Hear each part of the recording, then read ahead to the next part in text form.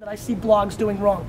You should spend, in my opinion, 10 to 20 times, for real, 10 to 20 times more on going in the trenches and interacting with people around your subject matter than how much time you put into your subject matter, which is probably by necessity why I did one take. 20 minutes, I'm out, let's go. Wow. Yes, sir. You're best known for basically taking the wine industry and turning it upside down.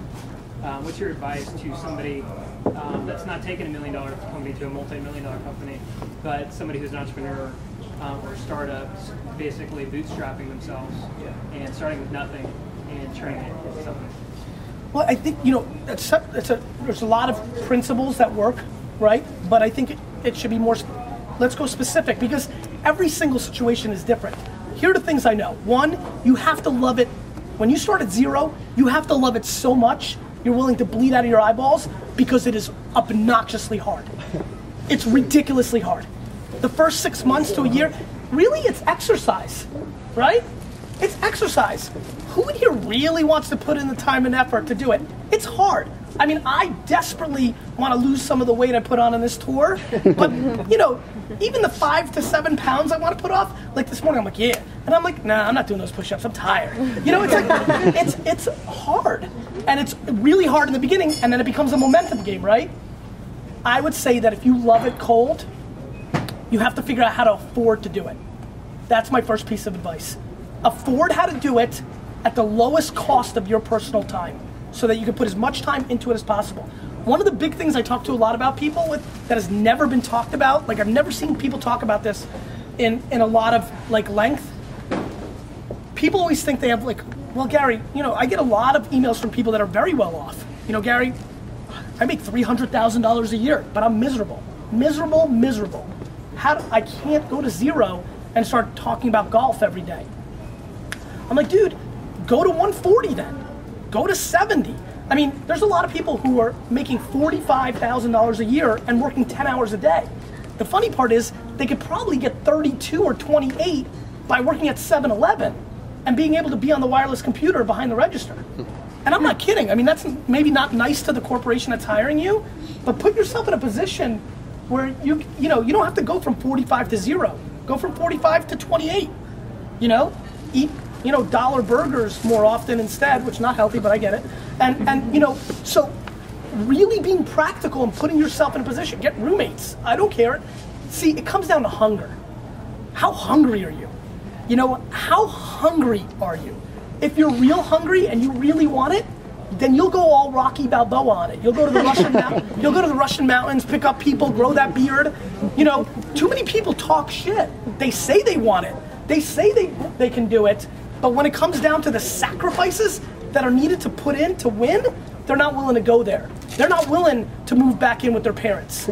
They're not willing to find 4 roommates and live like that. They're not willing to eat ramen noodles every day of their lives. So what do? You get real practical and you figure out, how can I work on this project 24 hours a day? If you can live at home and you've got no expenses, that's how you can. And then you work backwards. If you can't, well then you can work 6 hours a week and get this and do that. Maybe you're good at poker, I don't care, whatever you need to do to be able to do it. And that's what I would do. To me, that's the most important step. Because if you love it, and you can figure out practically how to survive in society and do it, you've won. But guess what? What I just painted is a place where so few people want to go. Just so few people, because they'd rather just do something they don't like, pretend they're going to do it in their mind, because they like the fact that they can sneak in a 32-inch TV screen. They can sneak in, a 1-week vacation to some resort. They can, all you can eat. They can, sneak in, the new Nintendo or an iPhone here and there. And they live for these bullshit gadgets in return for not being happy. Breaks my heart. Yes, sir. Do you base the green off your book, off the New York Jets? Yes. So the book is green for one reason, because of the New York Jets. Flat out. Yes.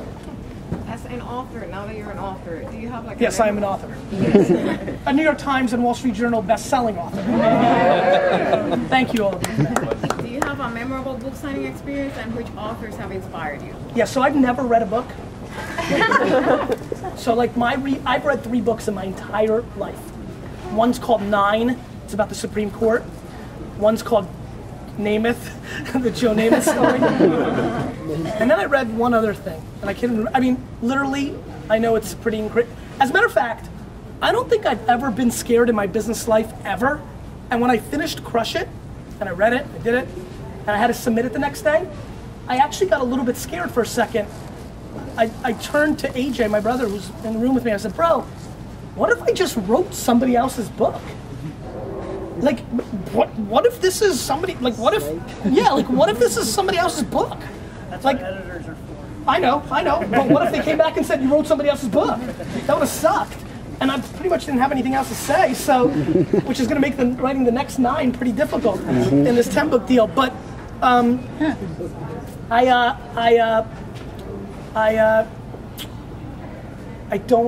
don't read other books. So have you met any interesting author in your book tour? Or? You know, Seth Godin's a big fan of mine, and I like him. I think he's an interesting thinker. You know, I'm more inspired by I wouldn't say regular, you know, I don't want to go cliche and go, I'm inspired by regular people, because I am, because I come from that really regular immigrant place. And then I love people like, I think Jeff Bezos is the single most underrated entrepreneur in the world. I can tell you firm now, in my heart, I think Bezos is better than Steve Jobs as an entrepreneur and a business person. I think, and as a matter of fact, I think he's even got a dark horse chance of being worldly respected more. The things he does and the ability for him to do so many things right is very fascinating. I think him buying Zappos was very interesting to me. Zappos was the only company I thought that could take down Amazon. Amazon's not scared of Walmart, my friends, or Costco. So Bezos, and the way they come up with, you know, like their services, you know, most, you know how many sites now are on S3 and all that? I mean, so just a very fascinating company to me. Anyway, I'm very not moved by other people. I don't know why. I'm very internalized. I've never had a hero like that. You know, I've never been. So what about a memorable book signing experience? Well, some girl asked me to sign her boobs. That was memorable. I mean, you know, every book signing is crazy. I've had 500 people show up to a book signing, and I was like, I cannot believe this. I've had a book signing where there was like 7 people, and I was pumped and spent the whole morning with them and got to know them really well. You know, I am like the classic lemonade guy, right? Like, you know, I'm on this book tour for memorable.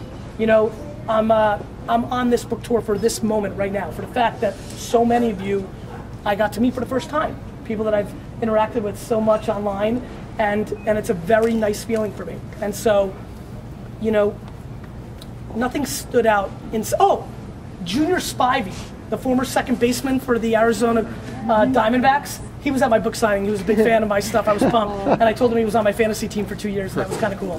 So, that stood out.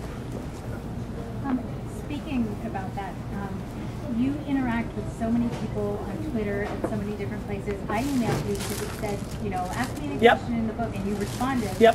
Are you going to be able to keep that up? No. And I'm trying. But it's getting really, this book tour and obviously putting my email 900 places in a book and the book selling so well has hurt me. I've backed up really bad, and it's starting to cause some issues because some people are getting upset.